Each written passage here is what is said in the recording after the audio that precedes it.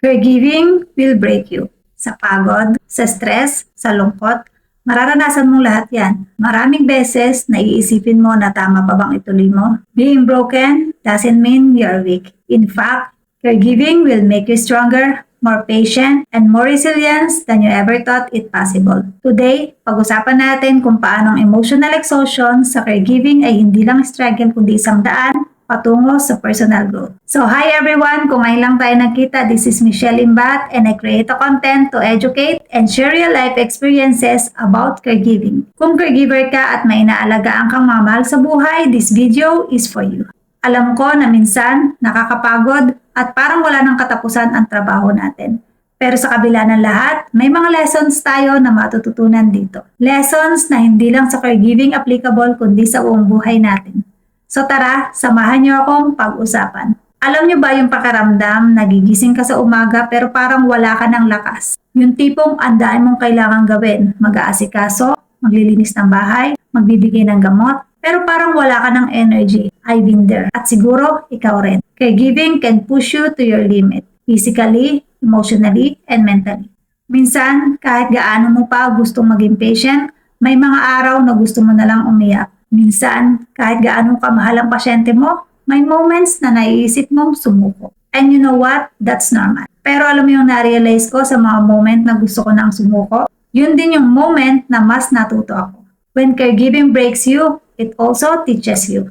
Una, strength. Yung akala mo na hindi mo kaya sa umpisa, nalampasan mo na pala. Second, patience. Dahil sa araw-araw mong pag-aalaga, natutunan mo nang humaba ang pasensya at hindi lang sa iba kundi pati sa sarili mo. Third, empathy. Mas nauunawaan mo ang sakit at struggles ng iba, hindi lang sa pasyente mo kundi pati sa ibang caregivers na katulad mo. And last, resilience. Napansin mo ba na yung dating sobrang hirap para sa'yo, ngayon kaya mo na lang gawin ng mas madali? So paano may iwasan na hindi ka tuluyang masira ng caregiving? Ito ang ilang bagay na pwede mong i-consider. Accept that you will have a bad days. Hindi araw-araw good vibes. May araw talaga na nakakapagod, nakakainis at malungkot. And accept it.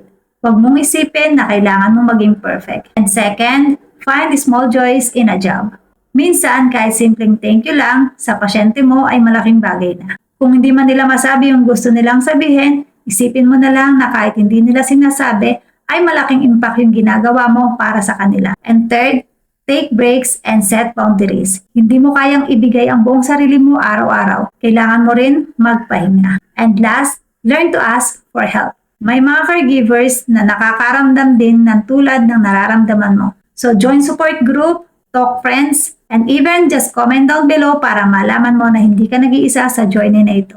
And always remember this, caregiving will break you, but it doesn't mean you will stay broken. It will teach you strength, patience, and resilience. Qualities na magagamit mo hindi lang sa trabaho mo, kundi sa buong buhay mo. Kaya kung ngayon pakiramdam mo na hindi mo kaya, tandaan mo, you're growing, you're becoming stronger, and someday, magugulat ka na lang kung paano ka nagbago na dahil sa journey mo bilang isang caregiver. At kung nakarelate ka sa video na ito, share your thought in the comment section. Gusto ko ring marinig ang kwento mo at baka may matutunan din ako sa'yo at para matuto rin sa'yo ang iba. And if you found this video helpful, don't forget to like and share and follow na rin for more caregiver tips. Kita-kits sa next video and thank you for watching.